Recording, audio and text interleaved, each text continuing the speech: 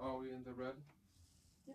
Well, please, Professor Fanon. Okay. Frantz Fanon was born on the Caribbean island of Martinique in 1925 and grew up a gentleman of the French Empire. He realized when he came from the island of Martinique to the mainland of France in Europe, through involvement in the French army elsewhere, that his class privilege among his own black people did not mean anything in the country of the colonizing masters. He was nothing but a black man. In a famous chapter in his book, Black Skin, White Masks, rejected as a dissertation by a French university, he mentions his shock when a white French child cries out to her mother, "Mama, see the Negro." But Fanon moves from just this shock into an attempt to understand colonization all over the world. In this very book, in the last chapter, he walks us through a reading of the European philosopher Hegel's famous chapter on master and slave and turns it to his own use. As we watch the film today concerning violence, we remember this in the freedom fighters' invocation of the named states of Mozambique and Angola, borders established by the imperialists. Fanon's lesson was that you use what the masters have developed and turn it around in the interests of those who have been enslaved or colonized. In this, he is with great leaders like W.E.B. Du Bois and Nelson Mandela. Fanon did not stop at thinking colonization, but wanted to do something about it. He gave his time and skill to the healing of those who suffered from violence. The French philosopher Jean-Paul Sartre, himself a strong anti-colonialist among the colonizers, read the book Fanon wrote in the last 10 weeks of his life, knowing that he was marked for death by acute leukemia, even as he was being hounded by the colonizing government of France. Sartre read it as an endorsement of violence itself, not reading between the lines, where Fanon insists that the tragedy is that the very poor is reduced to violence because there is no other response possible to an absolute absence of response and an absolute exercise of legitimized violence from the colonizers. Those lives count as nothing against the death of the colonizers, unacknowledged Hiroshimas over against sentimentalized 9/11s. It is within the context of the aftermath of colonialism that Fanon could not know that the tragedy of what we watch in this film must be carefully considered. This is a teaching text. I add a word on gender. This film also reminds us that although liberation struggles force women into an apparent equality, sharing and starting with the 19th century or even earlier, when the dust settles, the so-called post-colonial nation goes back to the invisible long-term structures of gendering. The most moving shot of this film is the Black Venus, reminding us of the Venus of Milo with her arm gone, and also Black Madonna suckling a child with bare breasts. This icon must remind us all that the endorsement of rape continues not only in war, but also, irrespective of developing and developed nations, in women fighting in legitimized armies. Colonizer and colonized are united in the violence of gendering, which often celebrates motherhood with genuine pathos. Here we have to promote our brother Fanon into a changed mindset. But he, who would have been in his 80s today, is not there for us. Here now is our film, a tribute to and an illustration of Frantz Fanon's Wretched of the Earth. I ended in Fanon's own way, turning around for our own use what a European philosopher wrote for the use of Europe over 200 years ago, turning Kant around for our purposes as he did Hegel, and I quote, "Anything which the people, that is the entire mass of subjects, cannot decide for themselves, and their fellows, cannot be decided for the people by the sovereign either. The people under colonization have had no practice of freedom. You cannot decide without practice. The ones you see on the screen are a small part of the people, the poorest of the poor, mobilized into violence by sovereign leaders, cannon fodder.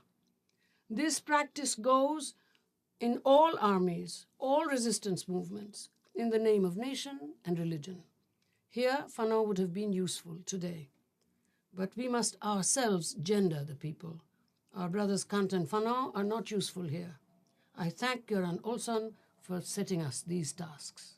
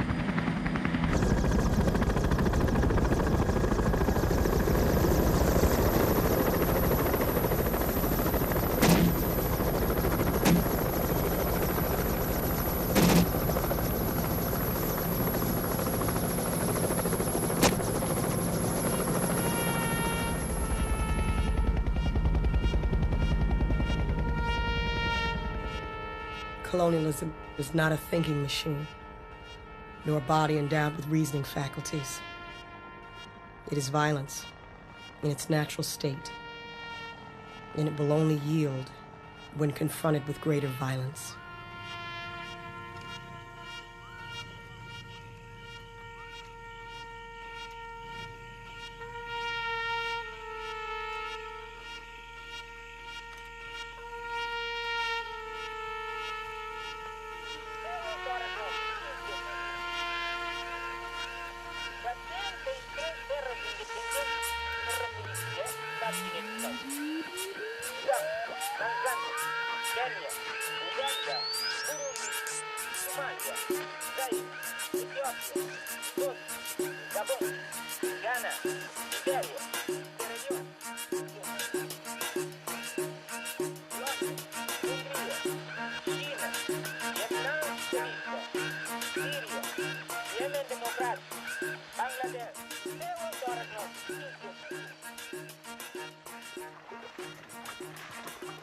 National liberation, national renaissance, the restoration of nationhood to the people, whatever may be the headings used or the new formulas introduced, decolonization is always a violent phenomenon. Decolonization is a historical process. It cannot be understood, it cannot become clear to itself, except by the movements which give it historical form and content. Decolonization, which sets out to change the order of the world, is obviously a program of complete disorder. But it cannot come as a result of magical practices, nor of a natural shock, nor of a friendly understanding.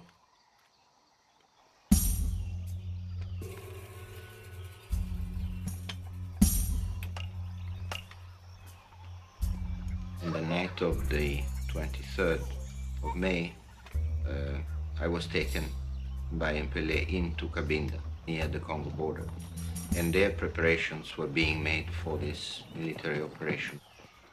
Cabinda contains one of the world's largest oil deposits, larger than Kuwait.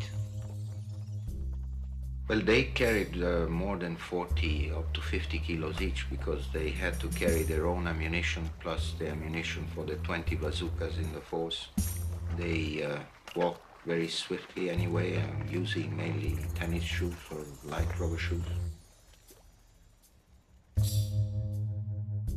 After these several days of march, we finally came close to the Portuguese base and camped in the forest within about 2.5 kilometers of the base.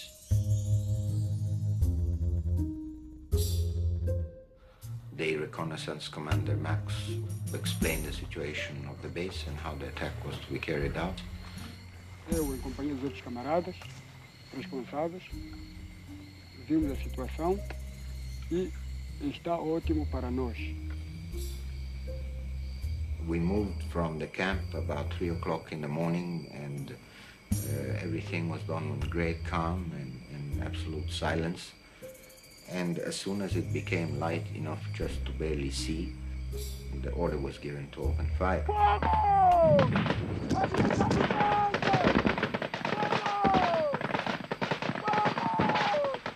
They only fired back for a couple of minutes with machine guns. After that, there was no reaction on their part anymore. Very soon, many buildings in the base started burning, and there was a big explosion of an ammunition depot. When the attack was stopped, a small group of MPLA came out of the base with a jeep. If I've ever seen a guerrilla movement that is like the fish in the water, well, that's MPLA in Cabinda. I've seen it with my own eyes.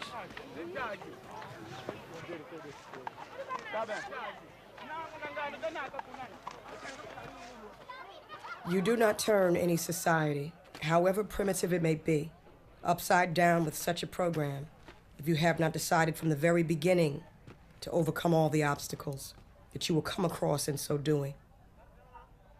The native who decides to put the program into practice and to become its moving force is ready for violence at all times.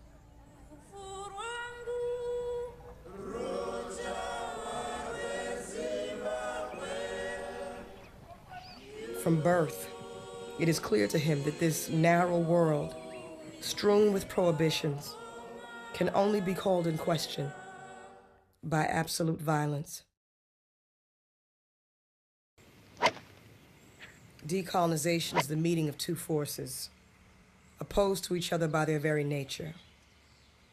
Their first encounter was marked by violence, and their existence together, that is to say, the exploitation of the native by the settler, was carried on by the impact of a great array of bayonets and cannons.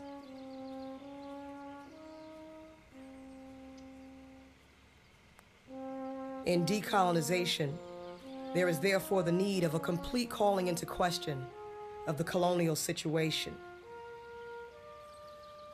If we wish to describe it precisely, we might find it in the well-known words, "The last shall be first, and the first last." Decolonization is the putting into practice of this sentence. That is why, at a descriptive level, all decolonization is successful.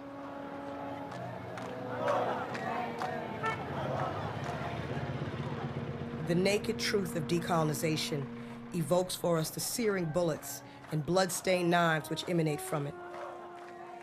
For if the last shall be first, this will only come to pass after a murderous and decisive struggle between the two protagonists. That affirmed intention to place the last at the head of things can only triumph if we use all means to turn the scale, including, of course, that of violence.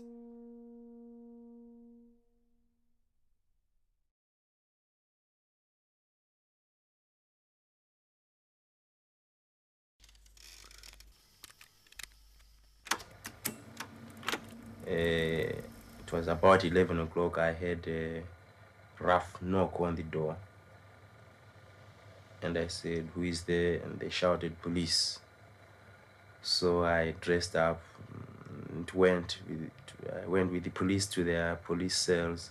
They told my wife that I would be back in a short period of time.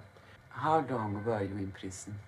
I was in prison approximately for 5 years. Would you tell me how it affects you? Well, when I was in detention, the feelings I had and my colleagues did have, I looked at, for instance, the history of black people from the days of slavery. I found that they suffered at the hands of white people. Then I looked at the days of colonialism. I also found that the black man was, again, at the bottom of everything, was under oppression from the white man. And I looked at America and Britain. In America, I still found that despite the emancipation, the black man was still at the bottom of everything. He's as it were an object. And then we looked at South Africa and Rhodesia. We found that these were countries with institutionalized racism, where again the black person is at the bottom of everything, undergoes torture, is something less than human, is an object. If you don't tell them what they want, you then go to detention. But the other system of torture is that they can tie you to your legs to a tree, your hands to a car, and pull. They say, if you don't tell us who did what or what you did, we are going to pull you apart. And of course they pull. Some people have died as a result of torture. What did you feel when you came out of prison? I didn't, I'd grown in a way to be indifferent. The torture I'd undergone for the last 5 years made me less and less feeling about things, just take life as it comes. So even when I came out, there was no great excitement on my part. And I still felt that I was still in prison.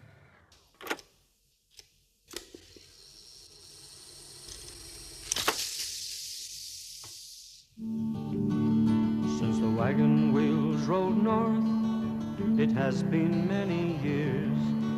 The country has been built and run by hardy pioneers.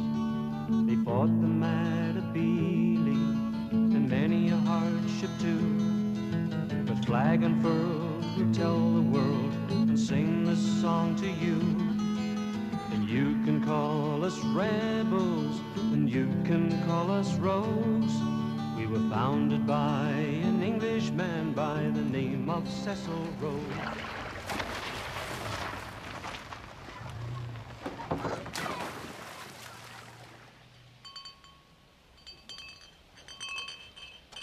Thank you, Timothy, but you didn't open that one, you stupid thing.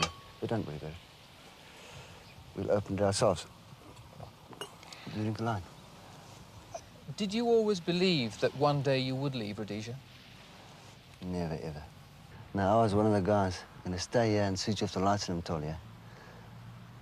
I was going to switch off the lights and then close the gates and say, right, Rhodesia, farewell.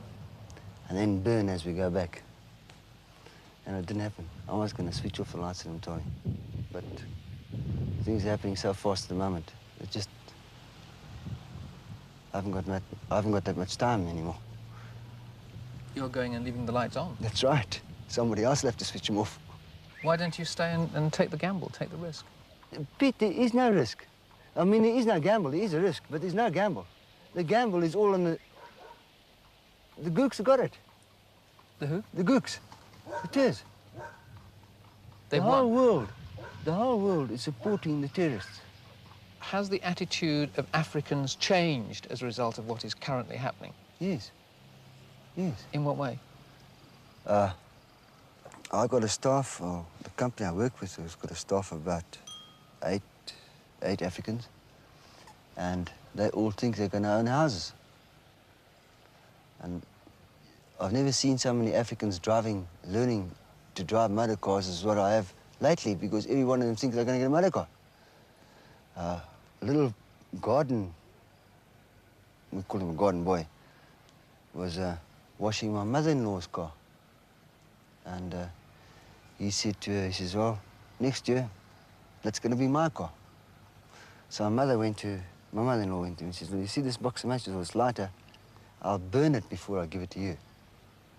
So that's the attitude of the African. It's changed completely.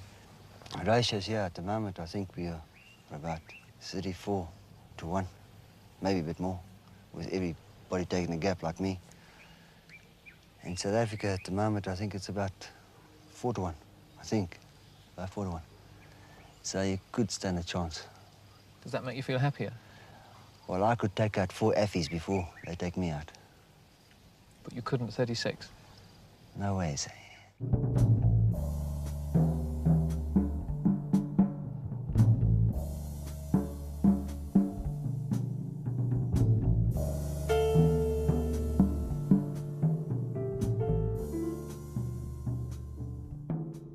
The colonial world is a world cut in two.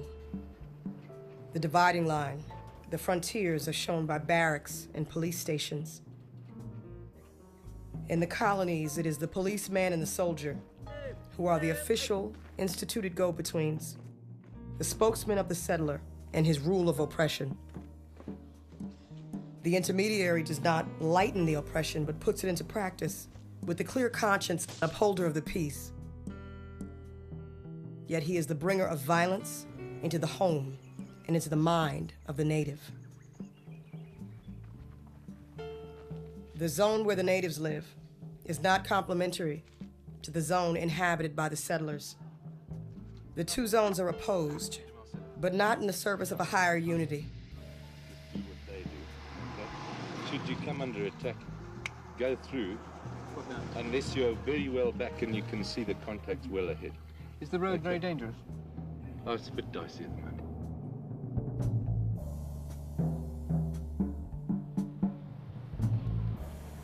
The settlers' town is a strongly built town, all made of stone and steel. It is a brightly lit town. The streets are covered with asphalt. Garbage cans swallow all the leavings. Unseen, unknown, and hardly thought about. The settler's feet are never visible. His feet are protected by strong shoes, although the streets of his town are clean and even, with no holes or stones.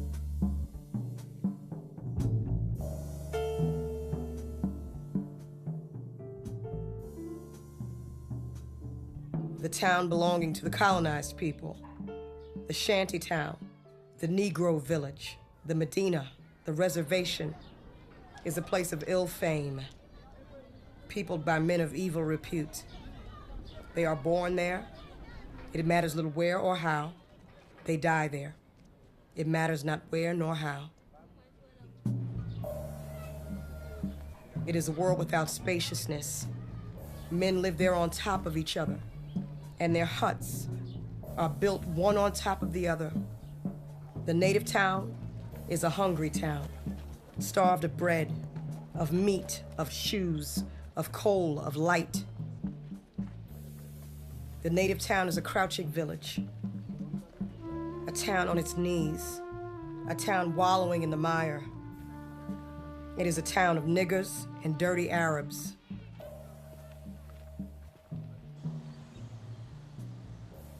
The look the native turns on the settler's town is a look of lust, a look of envy. It expresses his dreams of possession, all manner of possession.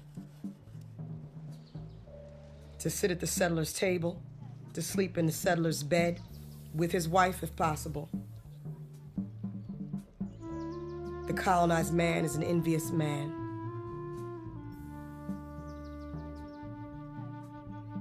And this the settler knows very well.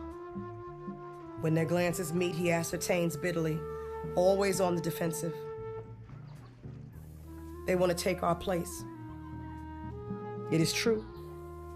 For there is no native who does not dream at least once a day of setting himself up in the settler's place. What is your general attitude towards the white minority if they remain in the country? We accept them. Every white man who would like to remain in the country is free to do so, provided he accepts the system that will have been established. The new government, of course, we must accept that his privileges based on color have gone, and that we will not have a different set of privileges from those which are accorded to members of other racial groups. But overall, we will not perpetuate the system where people are organized communally on the basis of race or color. We want an integrated society where not the color of a person counts, but the skills that he's able to show and the contribution he's prepared to make to the development of the country.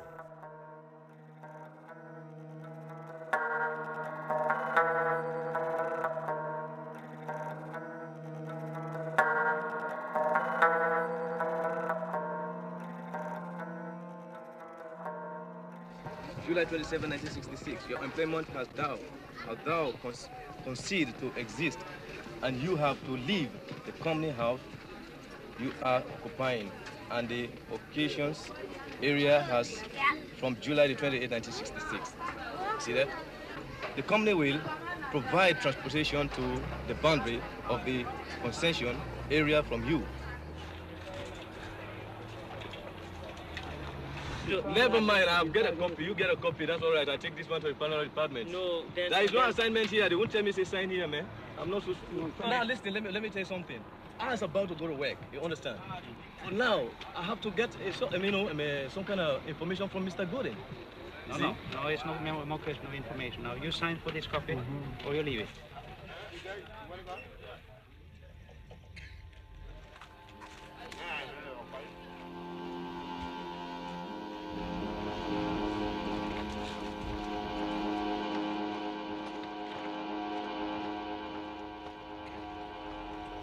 Torsdagen den 21 juli i år.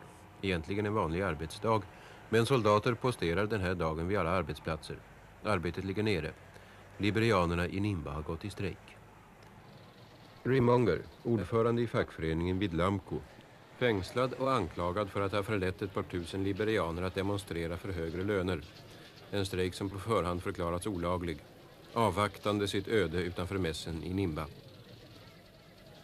Här förs fackföreningsledarna till den väntande bilen av Lamco-ledningen och representanter för Liberias regering, vars talesmän redan inför den strejkande menigheten tillkännagett resans mål. Det beryktade fängelset Beljella, ökänt som landets värsta tortyranstalt, varifrån det sällan eller aldrig finns någon återvändo.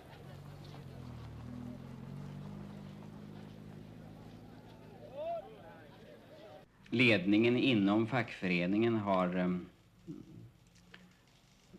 betett sig på ett, som vi tycker, helt oansvarigt och illegalt sätt. Det finns en fackföreningslag och en lag som bestämmer spelreglerna mellan arbetsgivare och arbetstagare, och den har helt brutits. Klockan 7 på måndag morgon var allt fortfarande lugnt. Arbetarna gick till möte i fackföreningslokalen istället för till arbetet. Måndag förmiddag anländer starkt försenad militär förstärkning från Monrovia. En bataljon på över 300 man samlas utanför tjänstemannamässen. Efter uppställning laddas med skarp ammunition. You want to tell me, if the workers in Sweden strike or something like that, do you think the government is going to use arm on them? No. Why are the soldiers here? Well, the soldier here may be on Lanco's claim or Lanco's desire. But there is no threat, no word of violence ever been used to anybody. And the strike, which was organized from the workers themselves, which were tired and fed up of the Lanco's management and wouldn't pay them the money, so they decided to strike. Alla känner till hotet om evakuering dagen därpå. Ändå får arbetarbussarna veta tillbaka nästan tomma. Och fackföreningslokalen har omringats av militär för att förhindra några fler möten med de strejkande. I wrote them a letter and told them that they had were violating the laws of the country, that they could not strike except they first submitted grievances. If they had any grievances, they should submit them first to management and keep them with the law. And if they could not agree, then refer the matter to government. But they persisted and would not go back to work. I then ordered the place to be policed so that to prevent violence. Well, my orders were to the extent to break the mob or whatever existed by all costs. And of course, if it had become necessary to resort to force, my orders were to fire over the people's heads originally, and then wound a few people in the attempt to break the crowd. This would have been a necessity. För Lamco-ledningen innebar dagen en missräkning. Strejken ville inte ta slut, och man stod inför risken att tvingas avskeda större delen av arbetsstyrkan. Det visade sig att det var endast en 25% som ställde upp. Vi hade trott att en mycket större andel av arbetarna skulle komma till arbete, men det gjorde de alltså inte.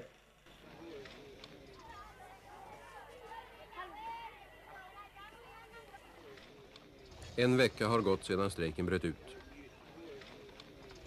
Klockan 7 på morgonen är det hela klart. Arbetarna har gått tillbaka. Återstår för Lamco att utmäta straffet. 30 uppsägningsbrev ska delas ut. Mottagare är de liberianska arbetare som redan stämplats som troublemakers eller uppviglare. Dessa 30 troublemakers uppsökers på torsdagsmorgonen i sina hem, men ingen av dem är hemma. Även de hade gått tillbaka till sina arbetsplatser. Of course, my children didn't realize anything. I told them, I said, children, I tell you one thing, this is not your home.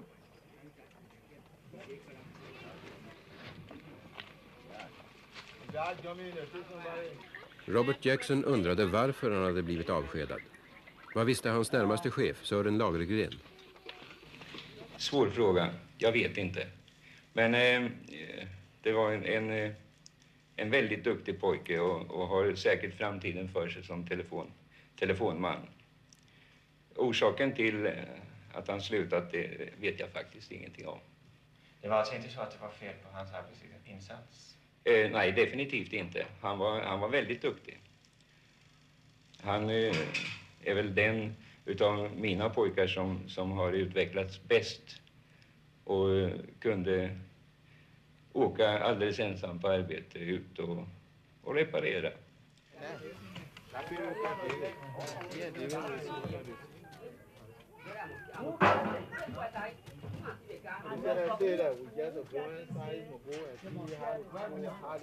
The truck in, I put my things in with my family and put everything on the truck with my boys and myself.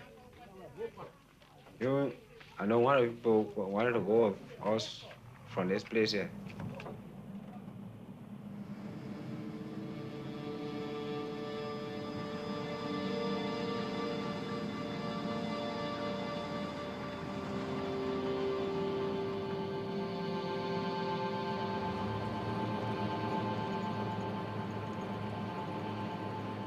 Efter en timmes färd genom bushen på skakiga vägar var man äntligen utanför Lamcos område, 3,5 mil bort från Nimba. Beräkningsbilarna gick den här dagen i skytteltrafik. Even how the driver was driving, even advising. I said, there's a woman with us here. My brother-in-law's wife is in the car. She was pregnant. I said, take time. Stay the driver wouldn't, hear me. I said, well, if anything happened, okay. Ute i bushen stannar lastbilen. Robert Jacksons 5-åriga tjänst för Lamco är definitivt slut.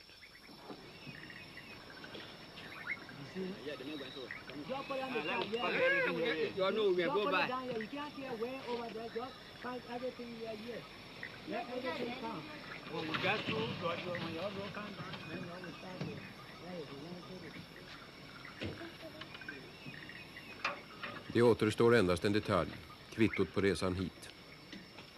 Härmed intygas att militären transporterat mina tillhörigheter och min familj utan att skador eller olyckor uppstått, Robert Jackson.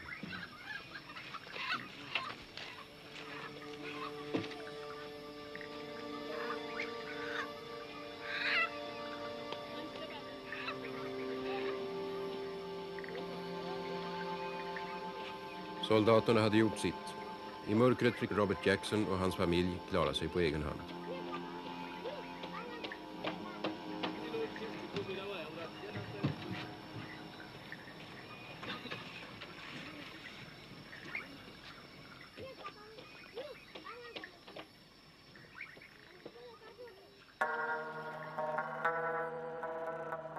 When you examine at close quarters the colonial context, it is evident that what defines one's place in the world is the fact of belonging to or not belonging to a given race, a given species.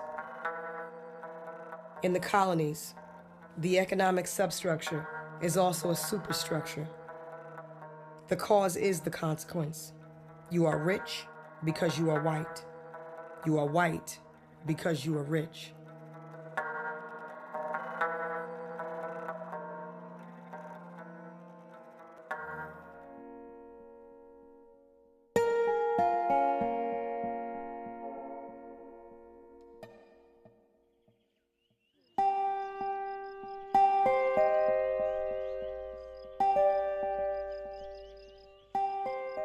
Native society is not simply described as a society lacking in values.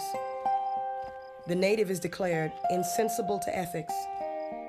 He represents not only the absence of values, but also the negation of values. All values, in fact, are irrevocably poisoned and diseased as soon as they are allowed in contact with the colonized race. The customs of the colonized people, their traditions, their myths, above all, their myths, are the very sign of that poverty of spirit.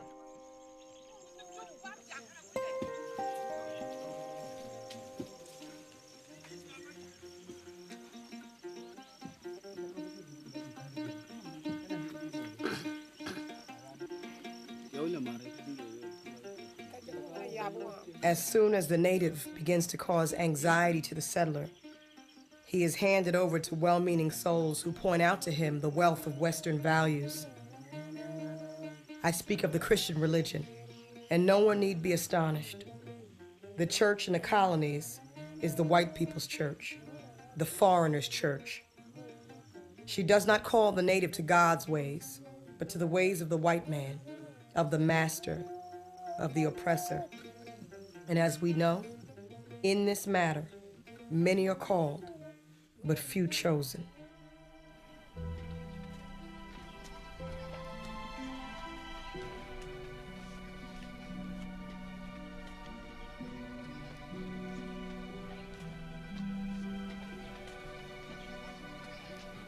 Hur länge har ni varit här? Här i Tanzania? Ja. Sen 52 i december månad. Så Vad som skulle vara intressant att höra är vad har förändrats här framför allt i första hand? Ja, det största förändringarna och det är väl att det blev ett fri stat. Ja. Det är väl faktiskt en av de största. Har människorna förändrats på något sätt? Invändigt så att säga? Ja, de är väl rätt så lika tror jag. Har ni själv förändrats? Ja, det har man säkert efter så många år. I vilken riktning? Ja.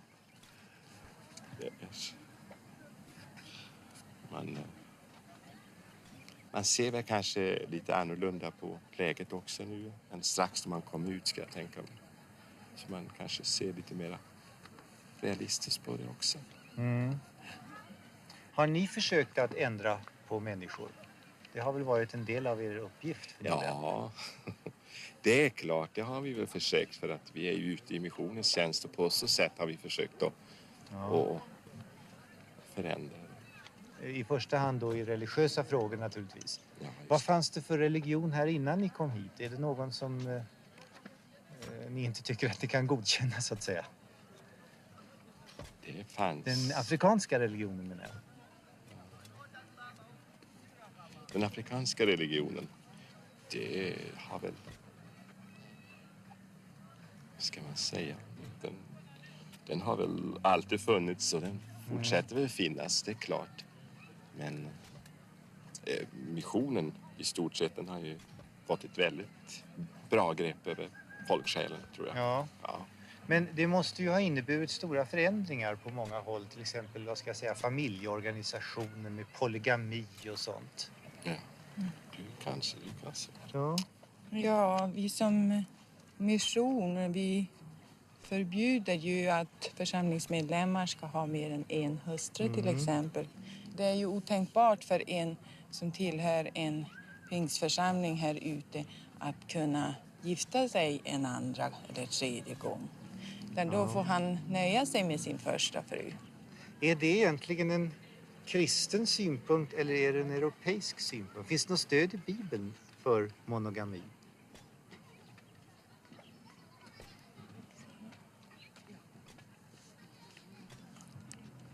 Det gör det väl? Gör det? Åtminstone i det nya testamentet så. Finns det någonstans där att man bara får ha en hustru?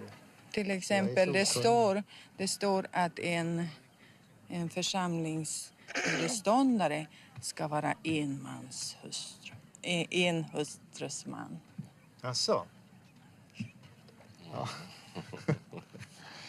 Och nu bygger ni en kyrka här i Morsi. Ja, det har vi. Kan jag se. Är det som kommer först, så att säga, kyrkan, evangeliseringen? Ja, det brukar vi försöka att göra. Kommer ni att också bygga skolor och sjukhus och sånt här? Eller? Det vet vi inte just nu. Nej, det får bli i andra hand i så fall. Ja. Men först en kyrka. Ja. För att det känner vi väldigt stort behov av att få.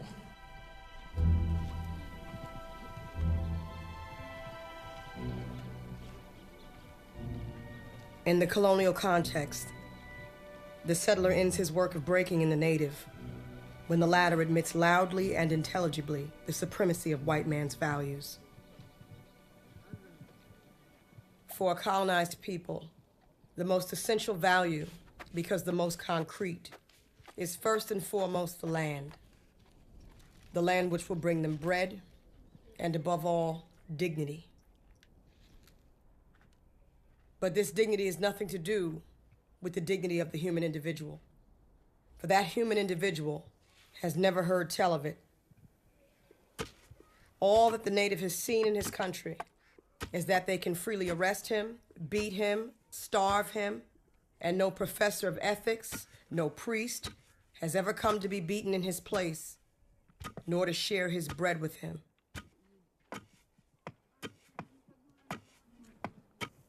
The well-known principle that all men are equal will be illustrated in the colonies from the moment that the native claims that he is the equal of the settler.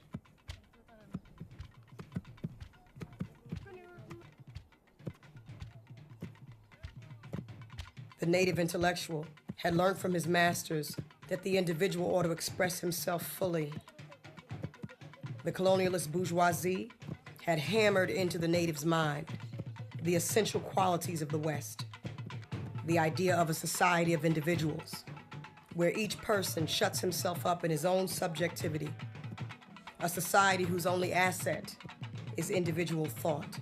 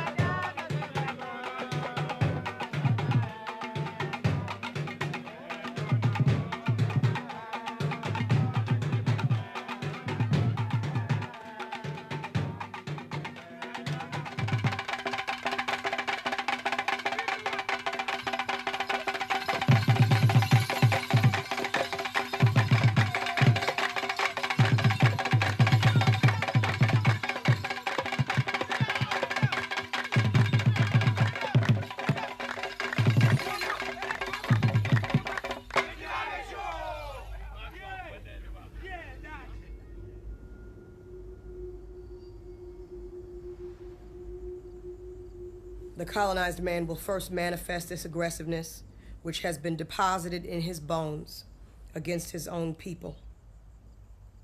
This is the period when the niggers beat each other up, and the police and magistrates do not know which way to turn when faced with the astonishing waves of crime.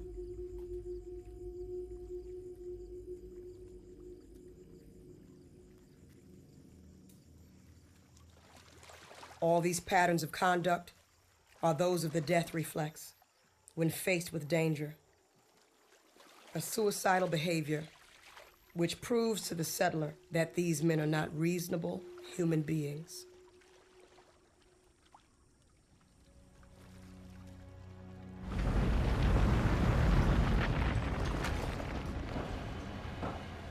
The oppressor starts the process of domination, of exploitation, and of robbery.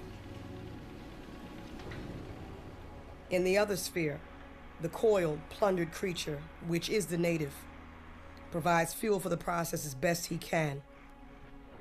The process moves uninterruptedly from the banks of the colonial territory to the palaces and the docks of the mother country. In this becalmed zone, the sea has a smooth surface. The palm tree stirs gently in the breeze. The waves lap against the pebbles, and raw materials are ceaselessly transported, justifying the presence of the settler.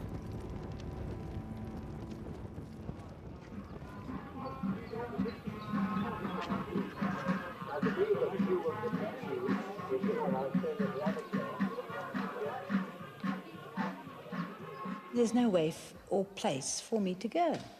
This is my home, and this is where I intend to die. The settler makes history. His life is an epic, an odyssey. He is the absolute beginning. This land was created by us. He is the unceasing cause. If we leave, all is lost, and the country will go back to the Middle Ages. And all the while, the native, bent double, more dead than alive, exists interminably in an unchanging dream.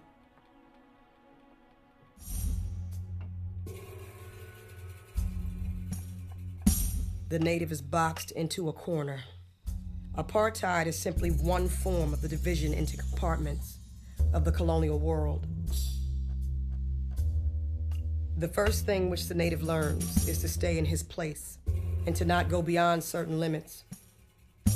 This is why the dreams of the native are always of muscular prowess.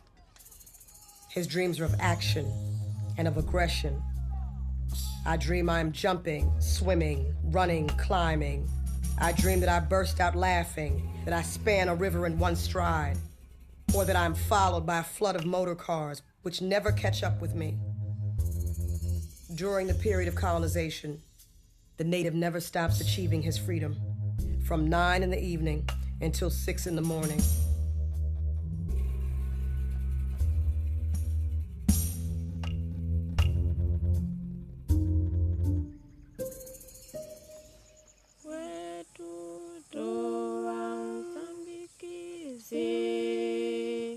Atutimba mono kavili, tondele pondisa, tondele melea, na tondinga mukanga.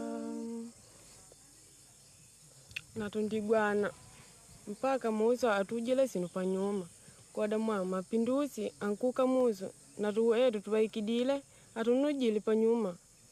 Uti tuwe ngwengwe tuwe meo, na tujila panyuma na tunkuka muzo kuigwana koko mpaka nelo na tukandalambolela pamuwikile mabadu wetu mwida kunu mutulola tundaimba limu padikidiki tunduvanga mwaka 70 wedili kwetu kunu kumazambiki General Kauze de Arriaga Daliaga nituma senera Daliaga wena kumosambiki upatende ingonda udime chachola na igwe sakataka that 9 hostages were killed by police bullets. The Daily Graphic has criticized the Mogadishu Declaration after the recent Senate meeting of East and Central African leaders. Taxpayers in Black Africa can expect to see more money being poured into the pockets of treasure-loving terrorists living outside the borders of South Africa. Mozambican people, in September of 1962, the Congress of the Mozambique Liberation Front, Frelimo, affirmed unanimously the will and determination of the Mozambican people to fight for national independence, for the wealth of our country and the work of the Mozambican people continue to be exploited by the Portuguese colonialists and their imperialist allies. Our people are murdered for participating in the struggle for the liberation of our country. The prisons are full of patriots, and those who are still free live in uncertainty of what the next day will bring. Faced with this situation, Frelimo is left with no alternative but to conclude that armed struggle is the only way for the Mozambican people to achieve their sacred rights. We shall win! Long live Frelimo! Long live Mozambique! Long live Africa! Watu ndinji mwitu mwakone vitendo mwenkaloni yetu taweka nyumu umyaka dumiya mwani. Pena tindona kanga isa mbone wetu tumiki nkaloni tininyogo wila uri kanyina ya latisini. Ni alu tuwetu mtutu kwelo dio kaloni na kunyama nae wetu ndapaga mwetu.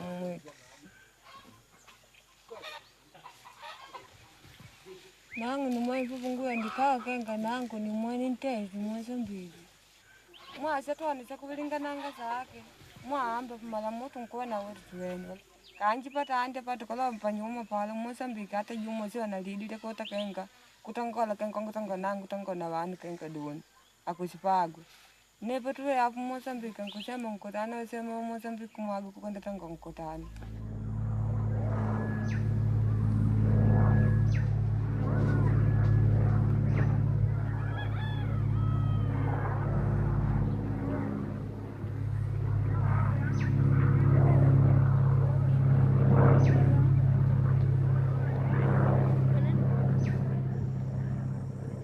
Nós vemos que o inimigo ultimamente intensificou a ação psicológica contra as nossas populações.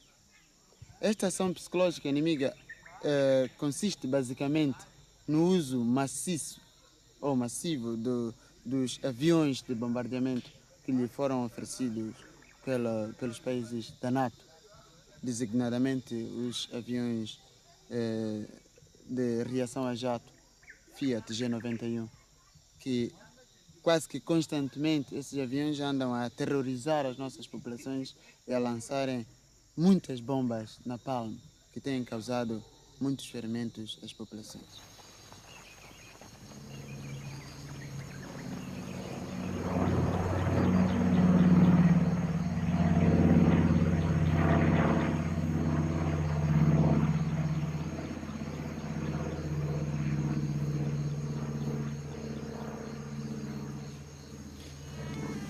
I det här kriget där Frelimos gerillaarmé inte disponerar något flyg och där portugiserna kontrollerar luftrummet. Där kan kolonialarmén alltid tillfälligt ockupera mindre områden inom de befriade zonerna. Portugiserna kan koncentrera sitt artilleri och sina trupper till vilken punkt de vill.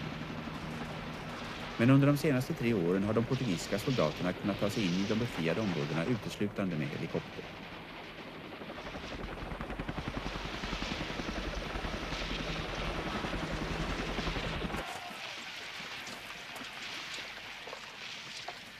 När de väl har lämnat sina helikoptrar och måste operera till fots ute i djungeln och snåren är de utlämnade åt gerillaarmén. Och de kan nästan aldrig hålla sig kvar mer än ett par veckor innan de dödas eller drivs bort.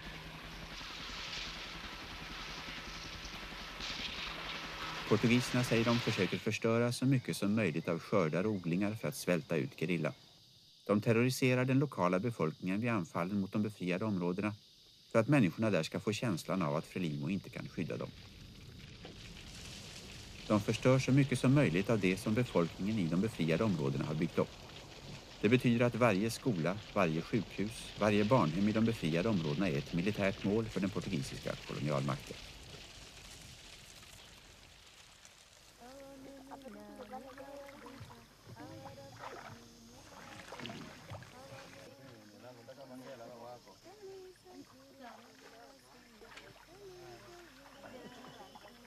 kenga patani ditangolo usidoni wetu kala tisindawa na maubili makumene mene na tisipata nafasi ya kulota kunda lipundishe disikola ni tuvanu tusikala vila na kusidi na mene nkaloni kutunyenyekede na mene me kutulangude nyamanyi na wetu atusimanya kenga atundoka wanda pagu kwali vanu wamanyite kusomya kwali kupagu vanu wamanyite nyama sipita kenga pakati petu na kana wakati wo wetu tusindowa na mene kwali wajuju wetu watata wetu kuwe mekupata inapasi ya kulota kututumidide wetu kusikola kanji wanavo wasinda pati na meni tabu wakamula kumkuka na kumpanga na wakale madengo wanavo na wakakola madengo lala abasipata njulu kukali wakulota kwida na tutumike twana wawo kutubya koda nyamanyi mambo mwenkalona lala tunyenyekede me kutulangude nyamani sio tulota kukanda pata wetu muzo panelo tukava kenga kwa tundu wange filimai tundiona sini cha kupuwangira na uti sindimo mazanga yani kupuwangira madengo ene akoleka na madengo akumbukidikanga nkongo Mozambique tuntendi doni mpaka tundiu kanda walinya limo kenga hapa wangupaga makomandante walume na doni ngupaga makomandante wakongo angupaga sefu wadede walume na doni ngupaga sefu wadede destacamento feminino yani tungupaga uti pa kupasala nanga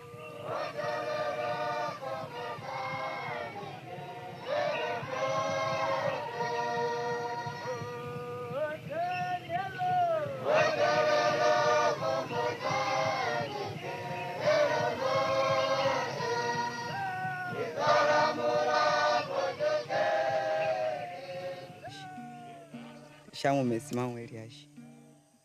Eu estou na Frelimo, como membro da Frelimo, é para ajudar o povo moçambicano. Visto que eu também pertenço a Moçambique, sou filho dentro de Moçambique, nasci em Moçambique e isto vi melhor servir o meu povo. Estou na Frelimo a servir o meu povo. E na medicina é tal e qual, estou ali na medicina praticando, quer dizer, ter ideias da direção do serviço de saúde para ajudar o povo moçambicano. Somente. Quando será livre Moçambique? Moçambique não se sabe a quando será livre. Mas é uma coisa que não se sabe a quando será livre. Sim. Vai durar muito tempo? É capaz de durar ou não, mas é porque custa dizer, é porque não se sabe. Não se sabe.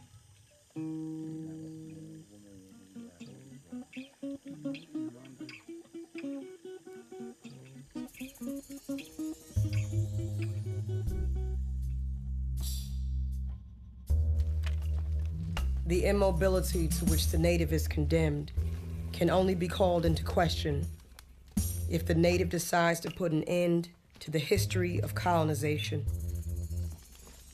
the history of robbery, and to bring into existence the history of the nation, the history of decolonization.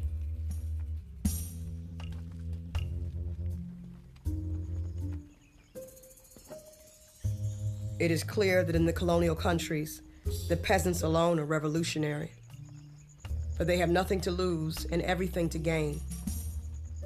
The starving peasant, outside the class system, is the first among the exploited to discover that only violence pays. For him, there is no compromise, no possible coming to terms. Colonization or decolonization is simply a question of relative strength. The exploited man sees that his liberation implies the use of all means, and that of force, first and foremost.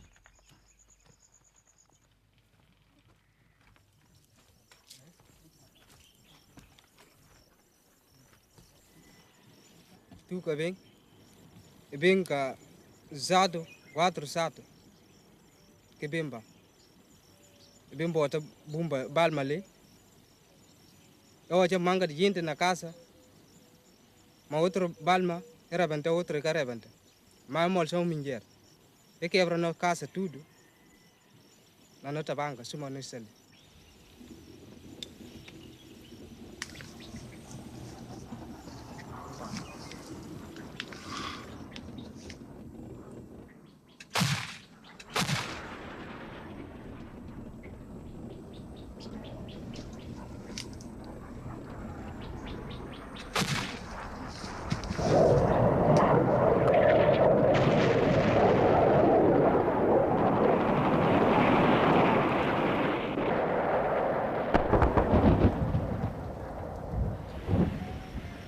Cek mentak ke nembe di sira ke henbe samda tang ko phay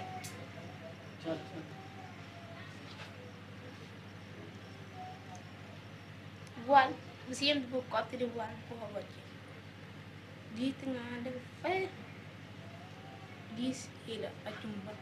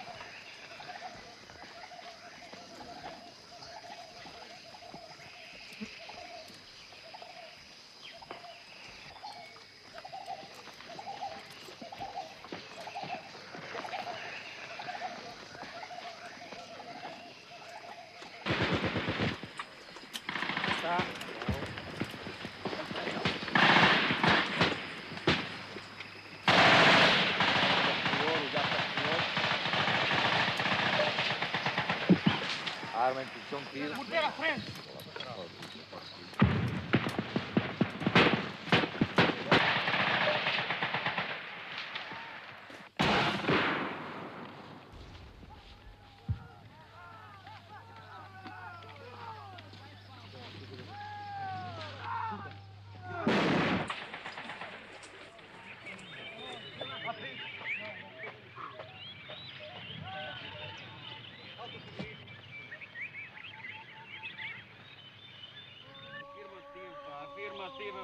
Afirmativo.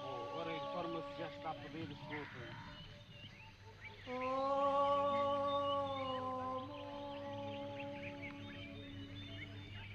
Que beijas a terra, diz a minha mãe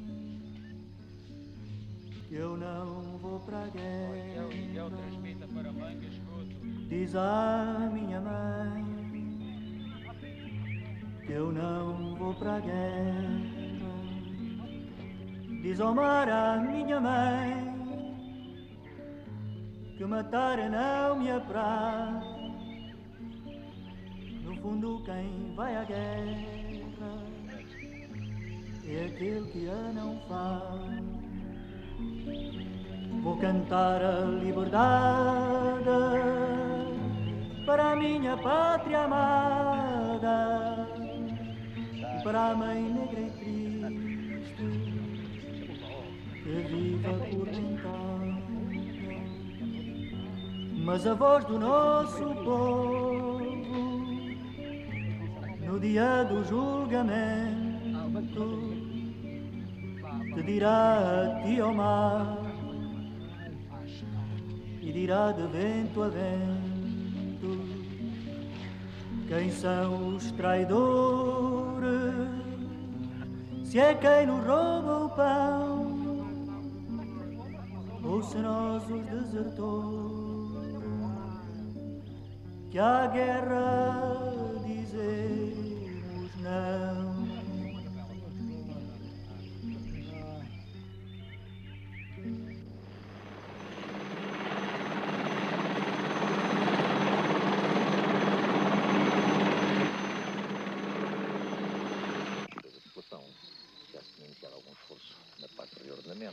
Né, que foi um bocado diferente, e depois às tantas, quando a gente vai voltar para começar a movimentar, fomos também parados de todos.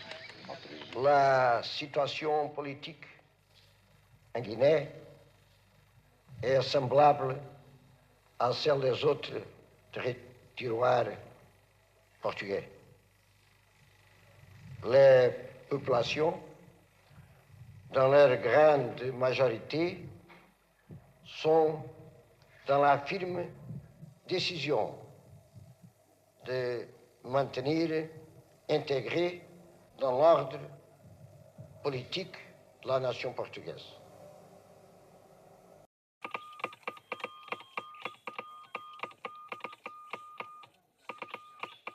The colonized man finds his freedom in and through violence. Violence enlightens because it indicates to the means and the end. At the level of individuals, violence is a cleansing force. It frees the colonized man from his inferiority complex. It makes him fearless and restores his self-respect.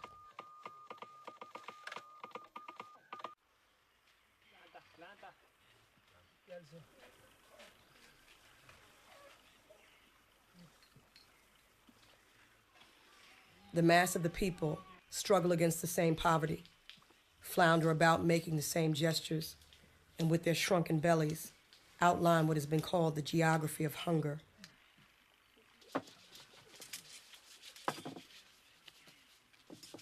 It is an underdeveloped world, a world inhuman in its poverty, but also it is a world without doctors, without engineers, and without administrators. If you wish for independence, take it and starve, and go back to the Middle Ages.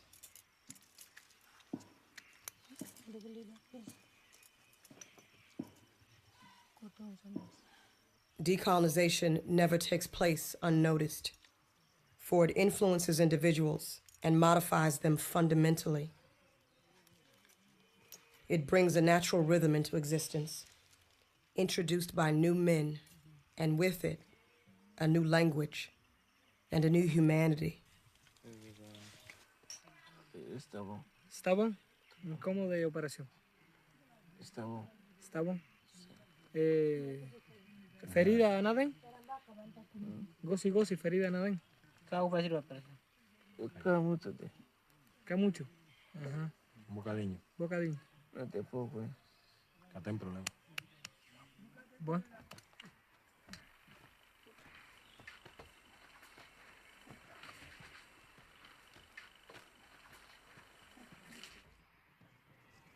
Salazar disait que l'Afrique n'existe pas sans les Européens. Nous considérons que notre indépendance nous permettra de développer notre propre culture, nous développer nous-mêmes et de développer nos pays en délivrant nos peuples de la misère, des souffrances, de l'ignorance. Parce que vous savez quel est l'état où nous nous trouvons après 5 siècles de présence portugaise chez nous. Nous sommes prêts à n'importe quel moment à négocier. C'est au Portugais de dire quelque chose. Et comme nous parlons la même langue, c'est pas difficile de s'entendre.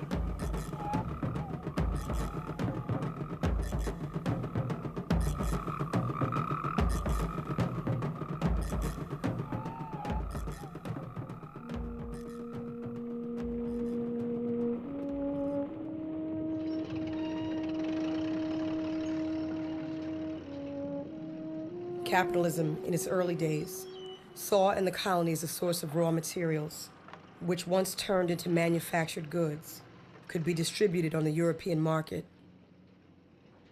After a phase of accumulation of capital, Capitalism has today come to modify its conception of the profit-earning capacity of a commercial enterprise.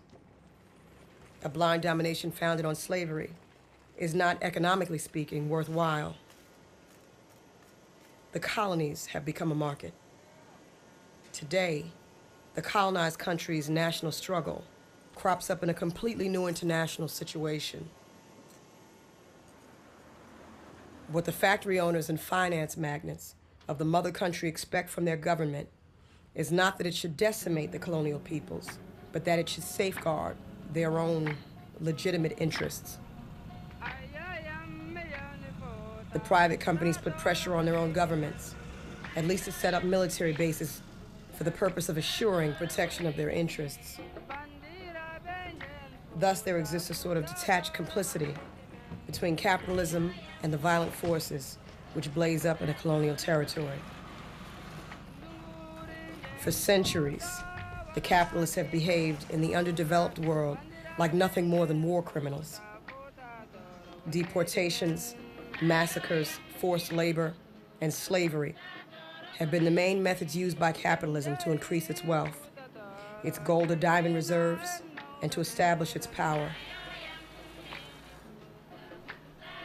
Not long ago, Nazism transformed the whole of Europe into a veritable colony. The governments of European nations called for reparations and demanded the wealth which had been stolen from them. Cultural treasures, pictures, sculptures, and stained glass have been given back to their owners. The wealth of the imperial countries is our wealth too. Europe has stuffed herself excessively with the gold and raw materials of the colonial countries, Latin America, China, and Africa. From all these continents, under whose eyes Europe today raises up her tower of wealth, there has flowed out for centuries towards that same Europe diamonds and oil, silk and cotton, wood and exotic products. Europe is literally the creation of the third world. The wealth which smothers her is that which was stolen from the underdeveloped peoples. The well-being and the progress of Europe have been built up with the sweat and the dead bodies of Negroes, Arabs, Indians, and the Asian races. We have decided not to overlook this any longer.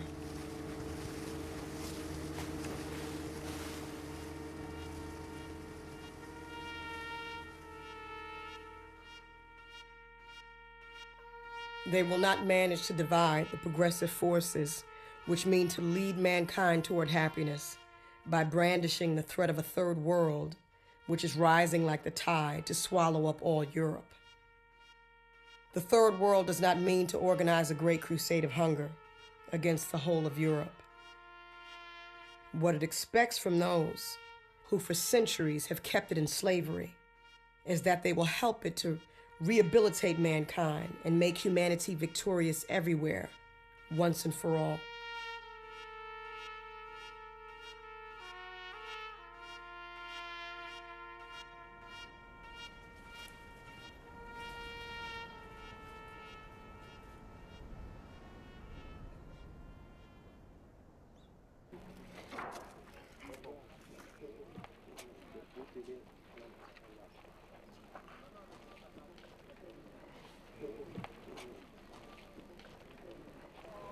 Qu'est-ce que la démocratie pour vous? Je crois au peuple. Le peuple,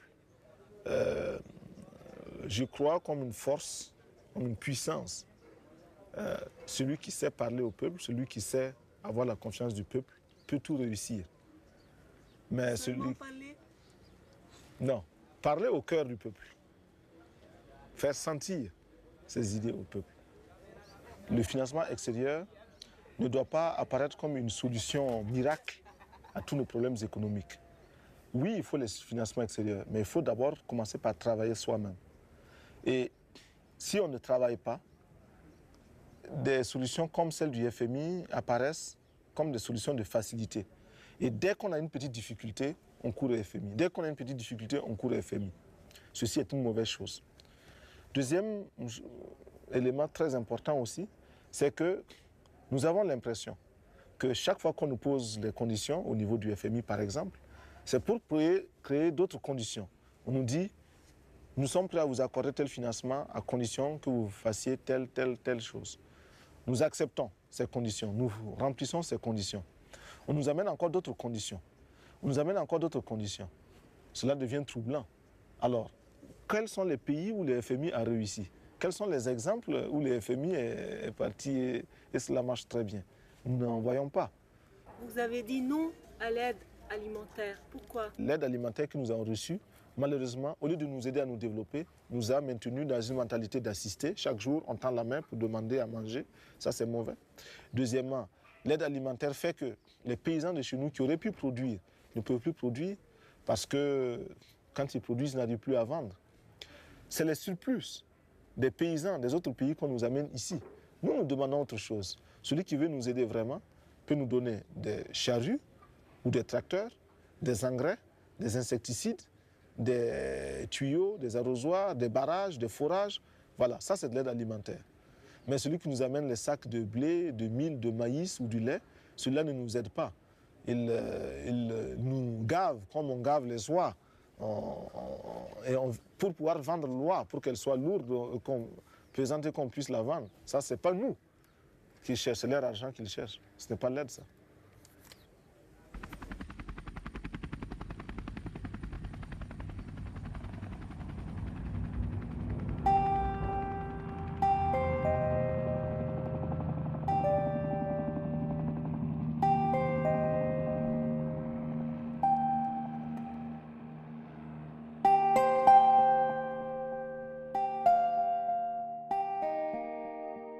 The ports of Holland, the docks of Bordeaux and Liverpool were specialized in the Negro slave trade and owe their renown to millions of deported slaves. So when we hear the head of a European state declare with his hand on his heart that he must come to the aid of the poor, underdeveloped peoples, we do not tremble with gratitude. Quite the contrary. We say to ourselves, it's a just reparation which will be paid to us. This help should be the ratification of a double realization. The realization by the colonized peoples that it is their due, and the realization by the capitalist powers that in fact they must pay. But it is clear that we are not so naive as to think that this will come about with the cooperation and the goodwill of the European governments. This huge task, which consists of reintroducing mankind into the world, the whole of mankind, will be carried out with the indispensable help of the European peoples, who themselves must realize that in the past, they have often joined the ranks of our common masters. To achieve this, the European peoples must first decide to wake up and shake themselves, use their brains, and stop playing the stupid game of the sleeping beauty.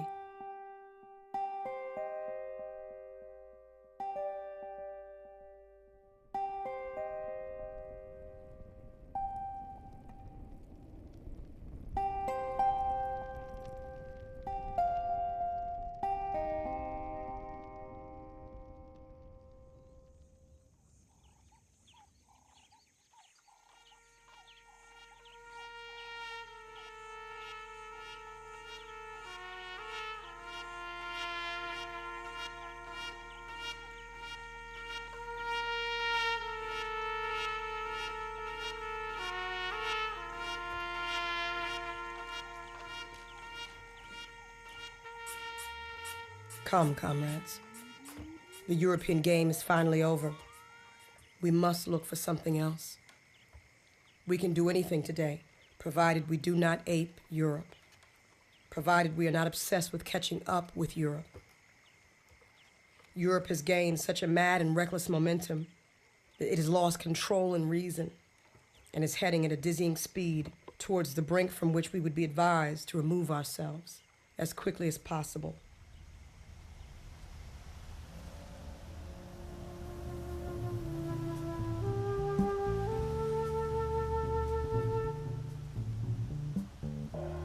Europe undertook the leadership of the world with ardor, cynicism, and violence. Look at how the shadow of its palaces stretches and multiplies. We must shake off the heavy darkness in which we were cast and leave it behind.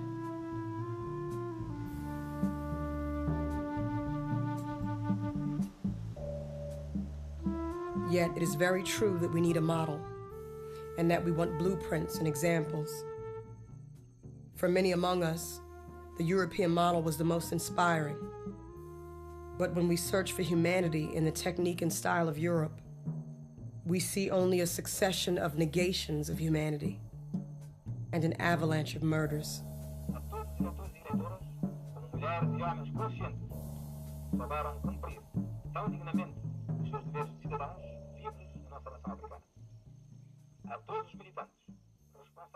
The human condition, plans for mankind, and collaboration between people in those tasks which increase the sum total of humanity are new problems which demand true inventions. Let us decide not to imitate Europe. Let us combine our muscles and our brains in a new direction.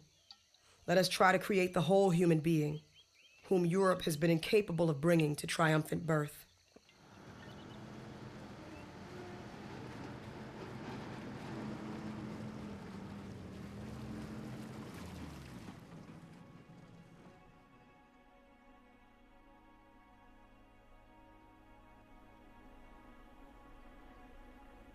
Two centuries ago, a former European colony decided to catch up with Europe.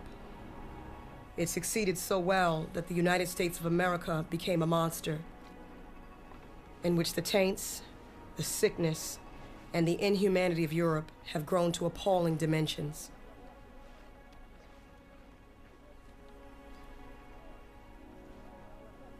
The West saw itself as a spiritual adventure.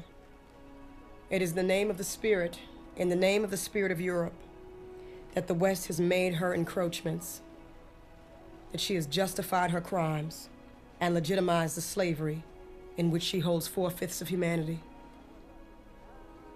Yes, the European spirit has strange roots. So, comrades, let us not pay tribute to Europe by creating states, institutions, and societies which draw their inspiration from her. Humanity is waiting for something other from us. If we want to turn Africa into a new Europe, then let us leave the destiny of our countries to Europeans. They will know how to do it better than the most gifted among us. But if we want humanity to advance a step further, if we want to bring it up to a different level than that which Europe has shown, then we must invent and we must make discoveries. For Europe, for ourselves, and for humanity. Comrades, we must turn over a new leaf.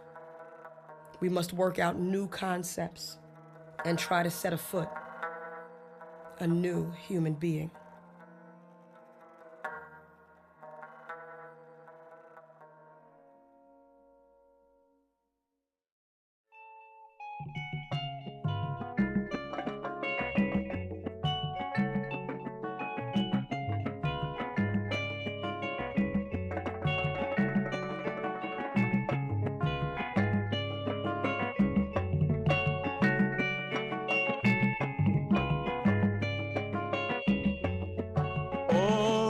Serei tambor no coração do embondeiro para transportar até vós num batuque doido, arrepiante e alegre.